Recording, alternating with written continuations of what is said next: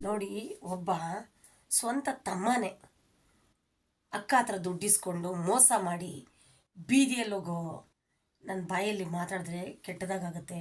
ನೋಡಿ ನನ್ನ ಮುಖ ಹೆಂಗಾಗಿದೆ. ಎಷ್ಟೊಂತ ಸ್ವರ್ಗಕ್ಕಾಗುತ್ತೆ ರೀ ಮನುಷ್ಯ ಎಷ್ಟೊಂತ ಸ್ವರ್ಗಕ್ಕಾಗತ್ತೆ.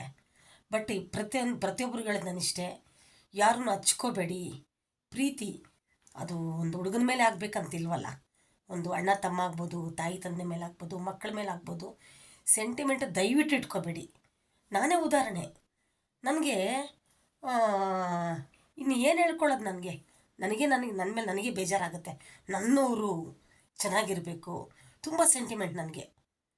ಅದು ಇವತ್ತು ನನ್ನ ಒಳ್ಳೆತನನ ದುರುಪಯೋಗ ಪಡಿಸ್ಕೊಂಡು ನನ್ನ ಮೇಲೆ ಉಲ್ಟಾ ಆಗೋದ್ರಲ್ಲ. ಭಗವಂತ ಒಳ್ಳೇದು ಮಾಡಲ್ಲ, ಖಂಡಿತವಾಗ್ಲೂ ಶಿಕ್ಷೆ ಕೊಡ್ತಾನೆ.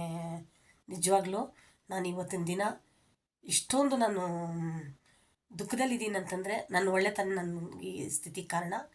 ಅತಿ ಒಳ್ಳೆತನೂ ಯೂಸ್ ಆಗಲ್ಲ. ಆಮೇಲೆ ಹೀಗೆ ಸುಮಾರು ಹೆಣ್ಮಕ್ಳು ಮ್ಯಾರೇಜ್ ಪ್ರೊಫೈಲಿಗೆ ಬರ್ತಾರೆ.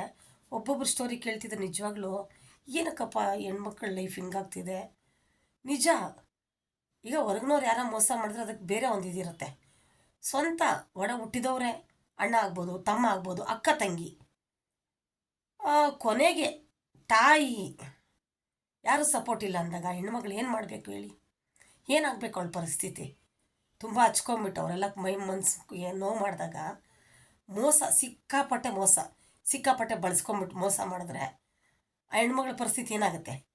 ಈಗ ಗಂಡ ಮೋಸ ಮಾಡಿದ್ರೆ, ಗಂಡ ಮೋಸ ಮಾಡ್ದ, ಅತ್ತೆ ಮನೆಯವ್ರು ಮೋಸ ಮಾಡಿದ್ರು ಅಂತ ಅವ್ರ ಮೇಲೆ ಕೇಸುಗಳಾಗ್ತಾರೆ.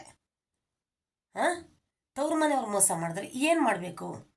ಒಡ ಹುಟ್ಟಿದವರು ತವ್ರ ಮನೆಯವರೇ ಮೋಸ ಮಾಡಿದ್ರೆ ಇದಕ್ಕೆ ಯಾವ ಶಿಕ್ಷೆ ಇಲ್ವಾ? ಹೆಣ್ಮಕ್ಳಿಗೆ ನ್ಯಾಯನೇ ಇಲ್ವಾ?